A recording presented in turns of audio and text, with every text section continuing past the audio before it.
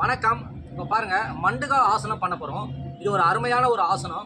சர்க்கரை வியாதி இருக்கிறவங்களுக்கு இந்த ஆசனம் ரெகுலராக ஃபாலோ பண்ணிகிட்டே இருந்தீங்கன்னா உங்களுடைய கணைய பகுதி மிக அருமையாக வேலை செய்யும். இது ரெகுலராக நம்ம ஃபாலோ பண்ணுறதுக்கு என்னென்ன பண்ணணும் கொஞ்சம் பாருங்கள். ஃபஸ்ட்டு கைகள் இப்படி எல்லோரும் நீட்டலாமா கைகள் நீட்டலாமா. வஜ்ராசனம் போட்டாச்சு. ஃபஸ்ட்டு எடுத்தோன்னா ஒரு வஜ்ராசனம் உட்காரணும். உட்கார்ந்ததுக்கு அப்புறம் இதை பாருங்கள், கைகளை நல்லா இப்படி நீட்டிட்டு கட்டை விரல சுண்டு வரல கிட்ட வச்சு நல்லா மடக்கணுங்க. மடக்கிட்டு 2 கைகளை அப்படி உள்ட்டா முட்டிக்கு மேலே வச்சுருங்க. ஏன்னா நம்ம கணையம் வந்து ரைட் ஹேண்ட் சைடு கிட்னிக்கு கீழே இருக்குது. அதுக்காக இதை பாருங்கள், நேராக இப்படி கொண்டு வந்து இந்த இடத்துல நல்ல கைகளை ஒரு பஞ்ச் பண்ணிட்டோம். பஞ்ச் பண்ணதுக்கு அப்புறமா நல்லா மூச்சு காற்றை வெளியே விட்டுட்டு நல்லா கீழே குனியணும். குனிஞ்சிட்டு தலைகளை நல்லா இப்படி தூக்கி இப்படி பார்க்கணுமா.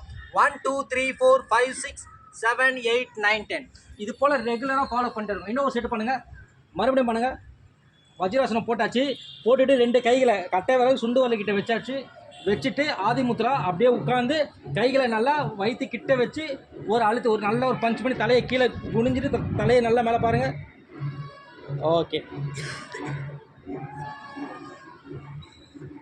டெய்லி இதை ப்ராக்டிஸ் பண்ணிகிட்டே இருந்தீங்கன்னா நமக்கு சுகர் வந்து ஈஸியாக நமக்கு கண்ட்ரோல் பண்ணிடலாம். ஒரு நாளைக்கு 6 முறை இதை கொஞ்சம் ஃபாலோ பண்ணுங்கள். ஓகேம்மா, தேங்க்யூ.